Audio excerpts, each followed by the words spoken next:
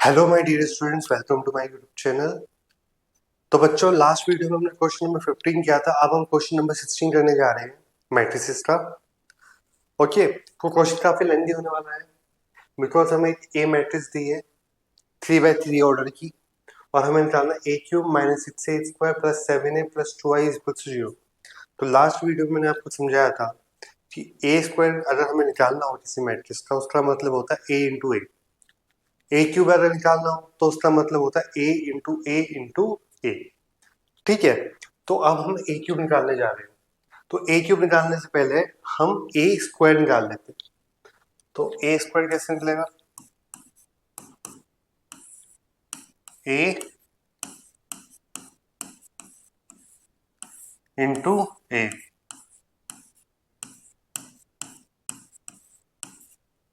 ठीक है, ए इंटू ए। तो पहले रो की पहले कॉलम से मल्टीप्लाई होगी, 1 1 सा 1 प्लस 0 प्लस 4। फिर पहले रो की दूसरे कॉलम से 1 0 सा 0 0 2 सा 0 2 0 सा 0। फिर पहले रो की तीसरे कॉलम से 1 2 सा 2 0 1 सा 0 2 3 सा 6। ठीक, अब दूसरी रो पहले कॉलम से मल्टीप्लाई होगा 0 plus 2 0 plus 4 plus 0 plus 2 plus 3। अब तीसरी रो की इन सबसे 1 बाय 1 मल्टीप्लाई होगी 2 1 सा 2 प्लस 0 प्लस 6। फिर 2 0 सा 0 0 0 2 2 सा 4 0 3 3 सा 9। तो सिंप्लीफाई करके क्या आ गया हमारा यहाँ पर 5 0 8 2 4 5 8 0 13। तो ये हमारा ए स्क्वायर आ गया है। ठीक है, अब ए स्क्वायर निकालने के बाद हमें निकालना पड़ेगा ए क्यूब। ए क्यूब कैसे निकालेंगे हम? ए क्यूब निकालने के लिए हम क्या करेंगे? We will multiply a square with a. कैसे? देखिए,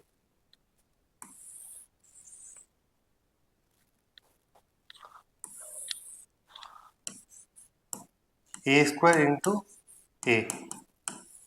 तो ए स्क्वायर ऑलरेडी निकला 508 508 245 245 8013 8030 इंटू ए कितना है हमारा 102 021 203। ठीक है, अब मल्टीप्लाई करते हैं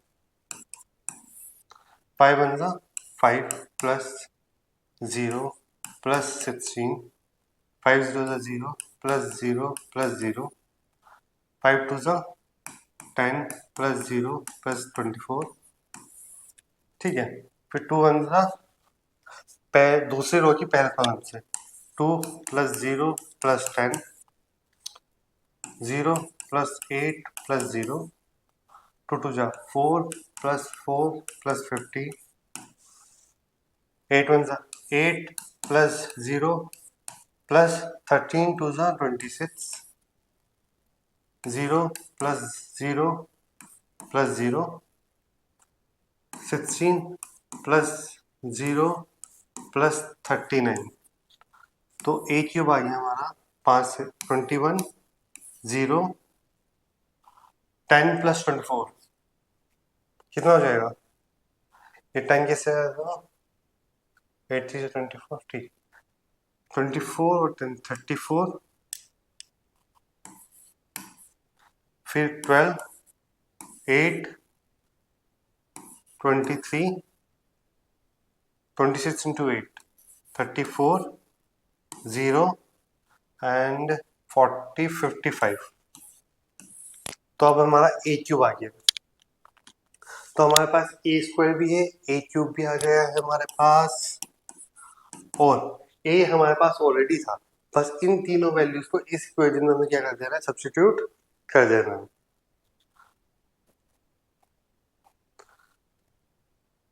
सब्स्टिट्यूट करते हैं यहाँ पर a³ minus 6a² plus 7a plus 2i। हमें प्रूफ करना है 0 के इक्वल है, तो हमें प्रूफ करना है a³ minus 6a² plus 7a plus 2i is equal to 0। तो हमारे पास a³ भी है, a² भी है, a भी है, बस यहाँ पर हमें वैल्यू क्या करनी है, सब्स्टिट्यूट करनी है। तो स्टार्ट करते हैं। a³ की वैल्यू हमारे पास ये रही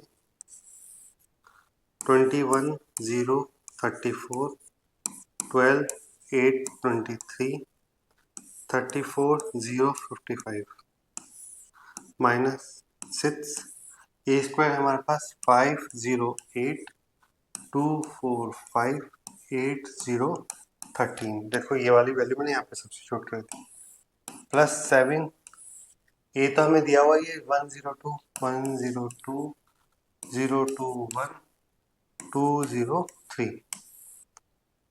प्लस 2i 100 010 001। आई मतलब होता है आइडेंटिटी मैट्रिक्स।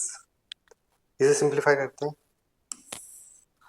21 0 34 12 8 23 34 0 55 माइनस 6 के अंदर मल्टीप्लाई करते हैं 30 0 6 8 जा 48 12 6 4 जा 24 6 5 जा 30 6 8 जा 48 0 78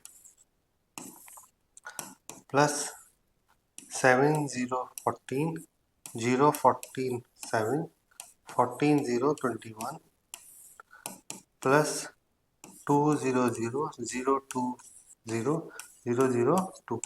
तो ये आ गई हमारी सिंप्लीफाइड होती है इक्वेशन।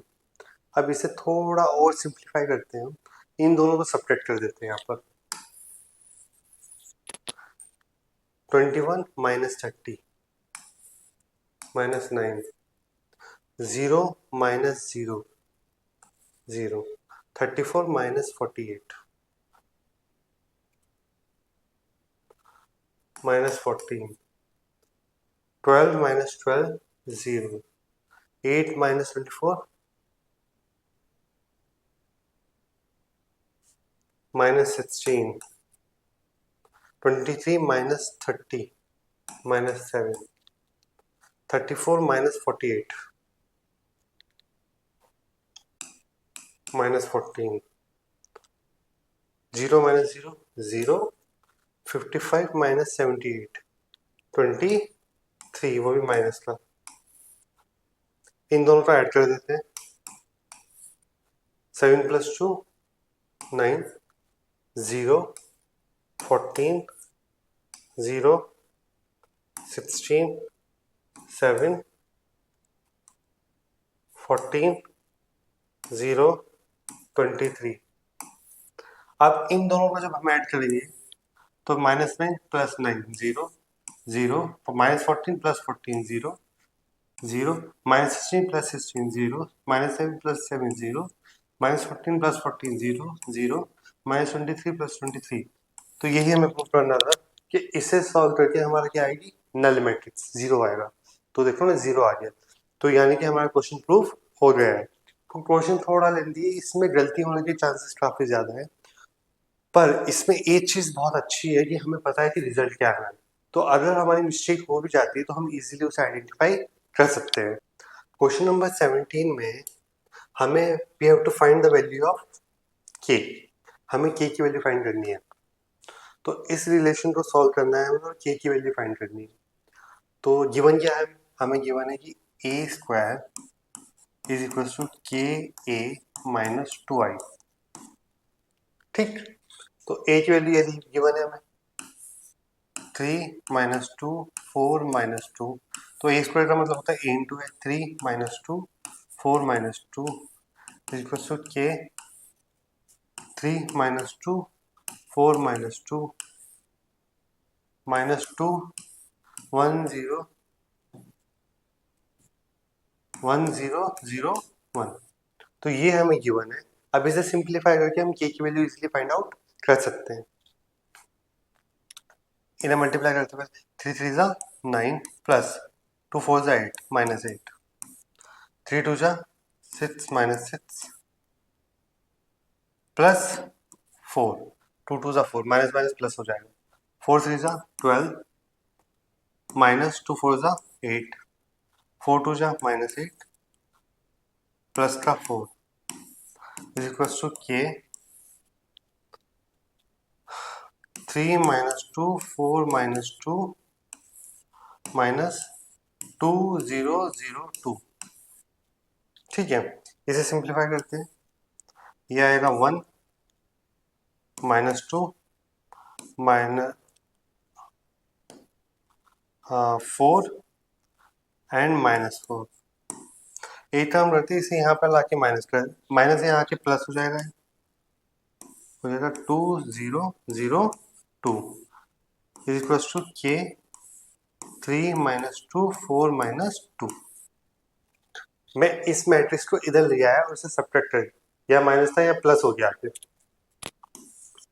तो 1 plus 2 3 minus 2 plus 0 minus 2 4 plus 0 4 minus 4 plus 2 minus 2 is equal to k 3 minus 2 4 minus 2।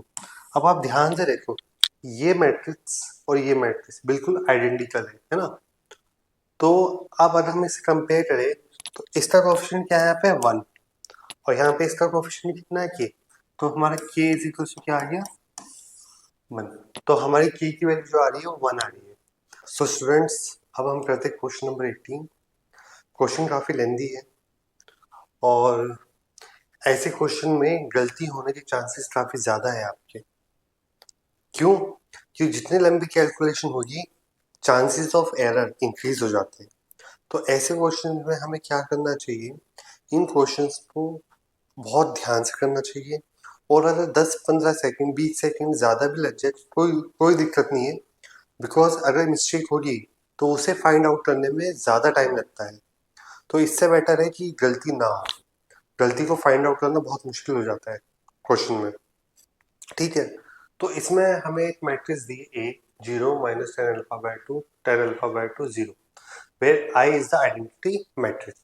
हमें प्रूव करना I plus a is equal to I minus a into cos alpha minus sine alpha cos alpha. हमें ये prove करना है। तो हम इसमें LHS और RHS दोनों साइड प्रूव करेंगे और शो करेंगे कि दो LHS RHS के बराबर आ रहा है। स्टार्ट करते हैं। तो सबसे पहले ये निकालते हैं हम LHS निकालते हैं। LHS I प्लस आई मतलब 1 0 0 1। ठीक, प्लस a कितना है हमारा 0 minus 10 alpha by 2 10 alpha by 2 0। ठीक, ये मैट्रिक्स है हमारी। सॉल्व करते हैं इसे। 1 plus 0 1 0 plus minus 10 alpha 2 minus 10 alpha by 2 0 plus 10 alpha by 2 10 alpha by 2 1 plus 0 1। तो LHS हमारा ये आ रहा है। अब हमें RHS को सॉल्व करना है और हमें शो करना है कि RHS भी LHS के बराबर आ जाएगा। ठीक है, तो स्टार्ट करते हैं। क्वेश्चन काफी लेंदी होने वाला है, जैसे कि मैंने आपको बताया है। I माइनस I मतलब 1 0 0 1, ये हमारा LHS था और अब हम RHS सॉल्व कर रहे हैं। माइनस a कितना है हमारा 0 minus 10 alpha by 2 10 alpha by 2 0 है ना। और इसकी मल्टीप्लाई है किससे, इससे cos alpha minus sine alpha cos alpha. ठीक है, तो पहले हम इसे सिंप्लीफाई करते हैं। सिंप्लीफाई करके फिर इसकी इससे मल्टीप्लाई हो जाएगी। 1 minus 0 1 0 minus 10 alpha 10 alpha by 2 0 minus 10 alpha by 2 तो हो जाएगा 10 अल्फा बाय 2। यहाँ पे माइनस साइन आएगा, क्यों? क्योंकि माइनस 10 अल्फा और माइनस आ जाएगा फिर 1 माइनस 0, तो यहाँ पर 1 आ गया।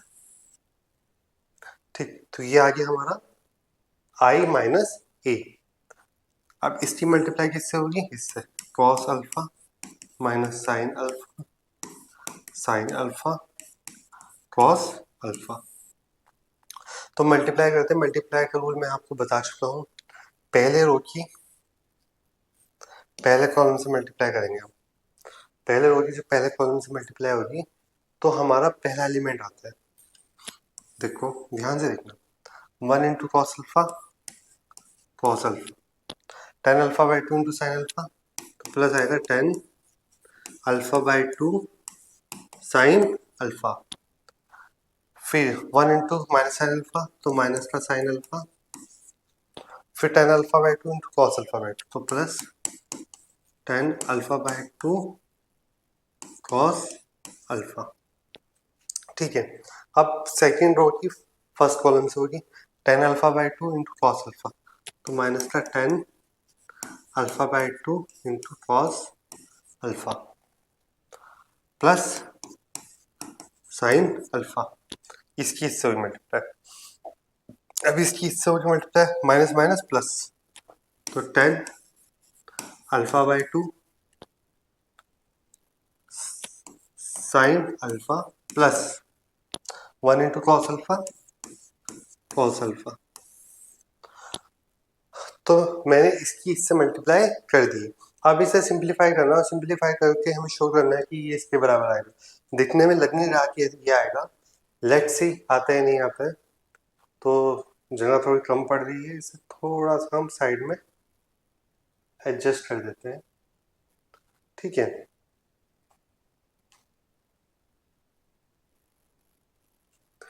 अब इसे सिंप्लीफाई करते हैं।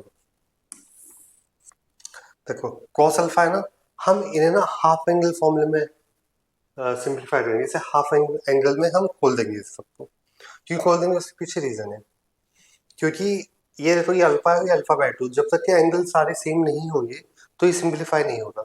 तो हम क्वेश्चन में 11वीं क्लास की ट्रिग्नोमेट्री का यूज करेंगे, और 11वीं क्लास की ट्रिग्नोमेट्री हर जगह यूज होगी। तो आप 8/11 क्लास के ट्रिग्नोमेट्री के फॉर्मूले याद कर लें, या फिर मेरी वीडियोस जाकर देख लीजिए। मैं 11वीं क्लास की ट्रिग्नोमेट्री पढ़ा रहा हूँ, वहां पर आपको समझ में आ जाएगा।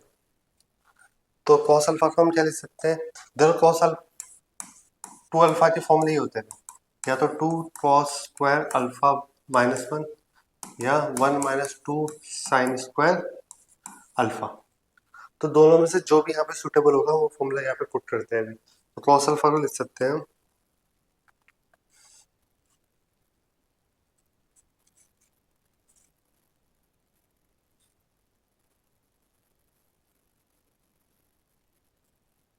1 minus 2 sine square alpha by 2।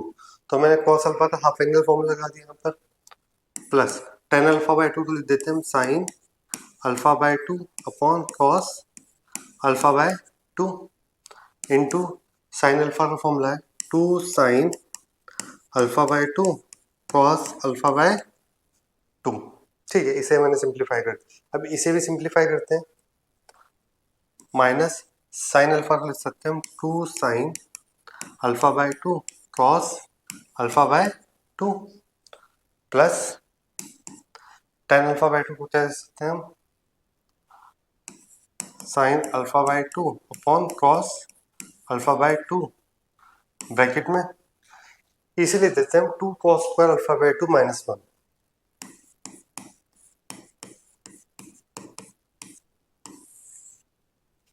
ठीक, अब यहाँ पर इसे सिंप्लीफाई करते हैं थोड़ा।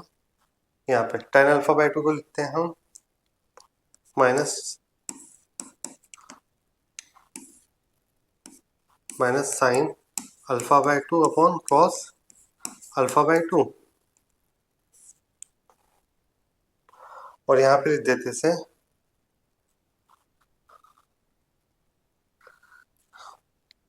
2 cos square alpha cos alpha को लेते हैं 2 cos square alpha by 2 minus 1।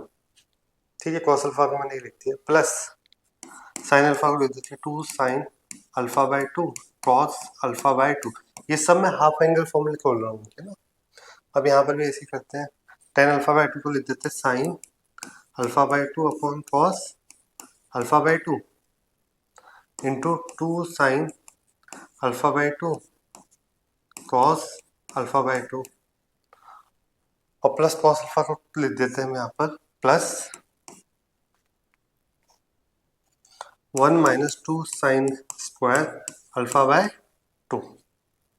ठीक, तो अब इसे सिंप्लीफाई करते देखो, यहाँ पे इससे ये कट जाएगा, तो यहाँ पर क्या बचेगा हमारा, यहाँ पर बचेगा हमारा 1 minus two sine square alpha by two, और यहाँ पे बचेगा प्लस का 2 sine square alpha by two. यहाँ पर इसके अंदर मल्टीप्लाई करेंगे हम, करते हैं इस, ये तो ऐसे ही रहेगा यहाँ पर माइनस का 2 sine alpha by two cross alpha by two, है ना, और इसके अंदर मल्टीप्लाई करेंगे, जब इसकी इससे मल्टीप्लाई होगी एक कॉस से एक कॉस कट जाएगा, तो बचेगा यहाँ पे प्लस का 2 sine alpha by two cross alpha by two, और इसकी इससे मल्टीप्लाई होगी, तो जब इसकी इससे मल्टीप्लाई होगी तो ये हो जाएगा sine alpha by two cos alpha by two, उसे हम दोबारा ले देते हैं माइनस का 10 अल्फा बाय टू।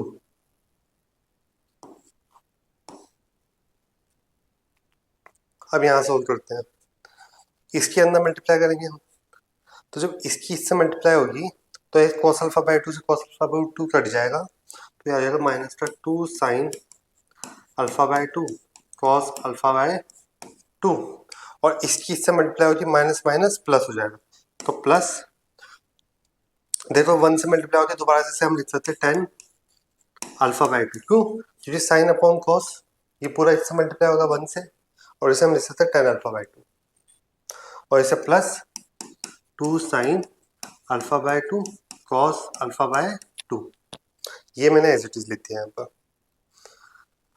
अब लास्ट बचा हमारा ये, इसमें भी सिंप्लीफाई करते, इसकी इससे कट जाएगा, तो यहाँ पे आ जाएगा हमारा 2 sine square alpha by two plus 1 minus 2 sine square alpha by two. अब देखो इसे लास्ट सिंप्लीफाई करते, इससे ये कट गया क्योंकि ये minus 2 sine square alpha by two और ये प्लस का 2 sine square alpha by two, तो हमारा यहाँ पर क्या आ गया है, इसे हम इरेज करते हैं, हमारे यहाँ पे आ गया 1, ये कट गया, इससे 1 बचा, यहाँ पर इससे ये कट गया, बचा क्या माइनस का 10 अल्फा बाय टू, यहाँ पर इससे ये कट गया क्योंकि minus 2 sine alpha by two cos alpha by two है, और ये प्लस का 2 sine alpha by two cos alpha by two, तो यहाँ बचा 10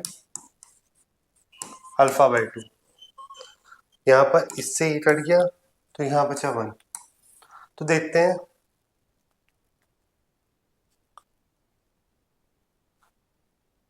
तो देखो LHS हमारा ये आया था,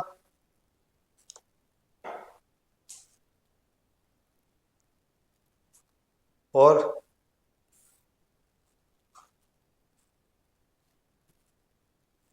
RHS हमारा ये आया है,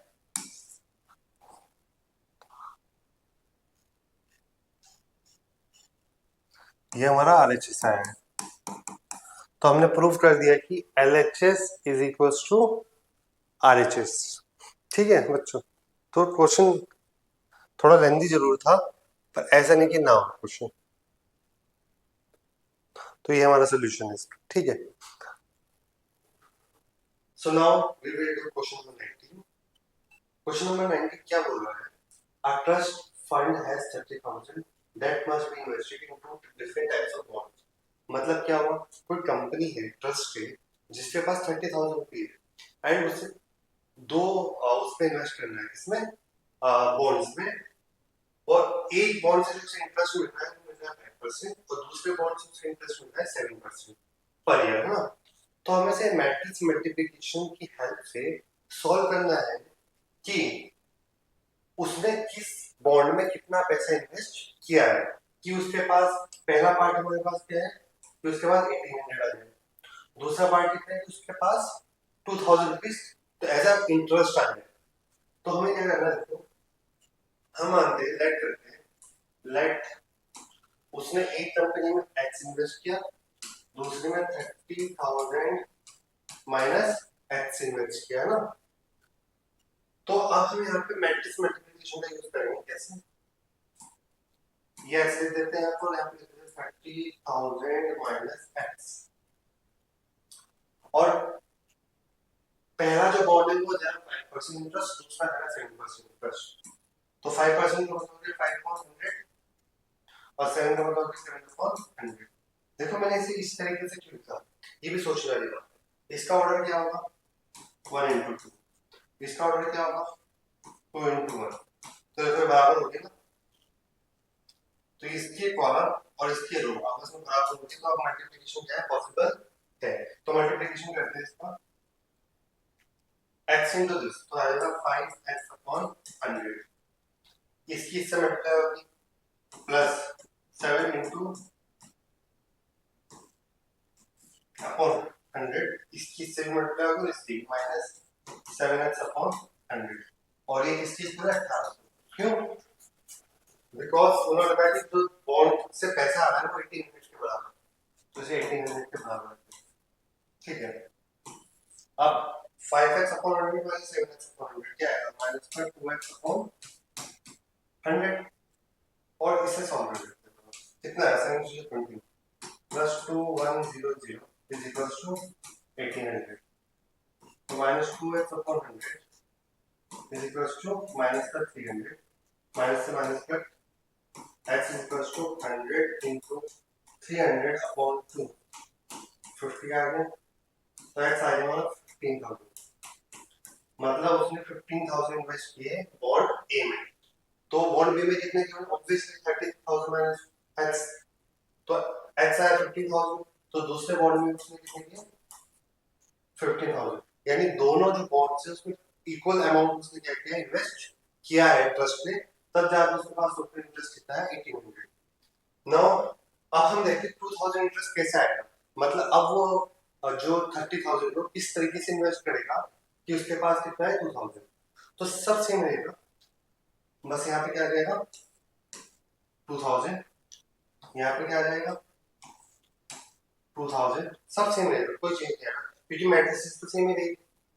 यहाँ पर क्या रहेगा 2000, अब यहाँ पे थोड़ा चेंज होना स्टार्ट होगा कैलकुलेशन, कैसे, ये उधर जाएगा तो यहाँ 100 आ जाएगा, माइनस का माइनस से माइनस कट हो जाएगा, x is equals to 100 into 100 upon 2,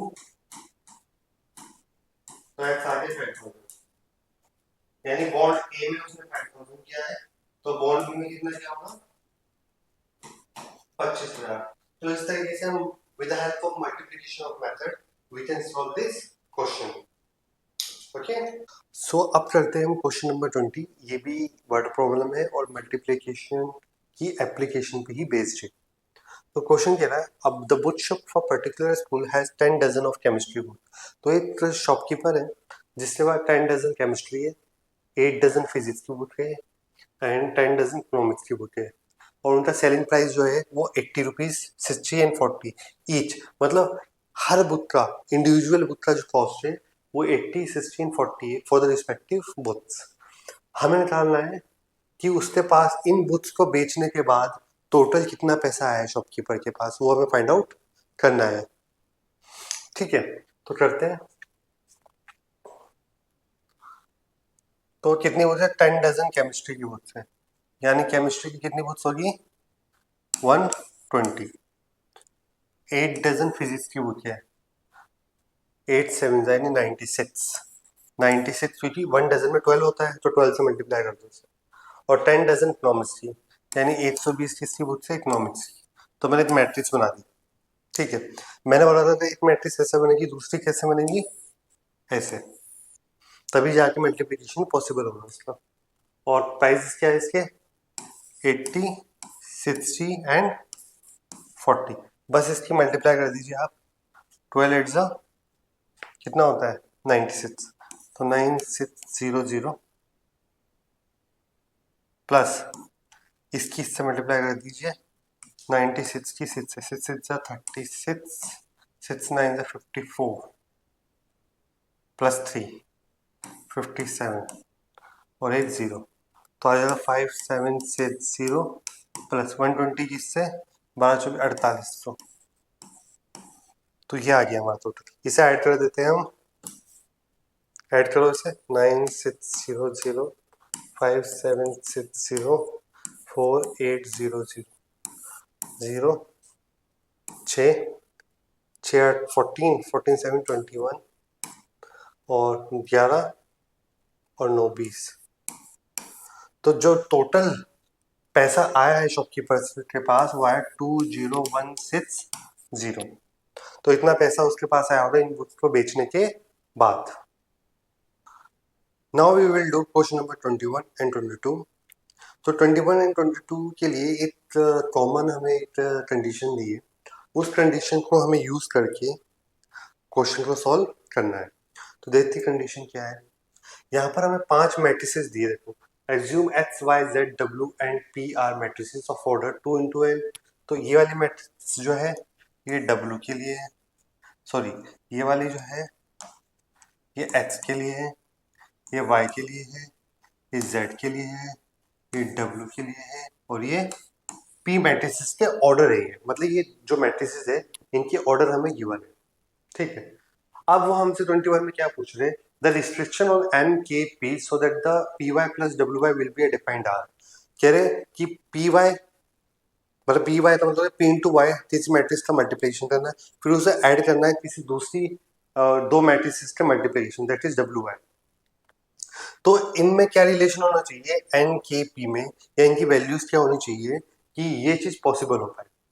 तो पहली बात मैंने आपको बताया था मल्टीप्लिकेशन कब पॉसिबल है, मल्टीप्लिकेशन कब पॉसिबल है जब पहले वाली मैट्रिक्स का मान लो ऑर्डर है p इंटू एन और दूसरी वाली मैट्रिक्स का ऑर्डर है अब मान लो x इंटू वाई।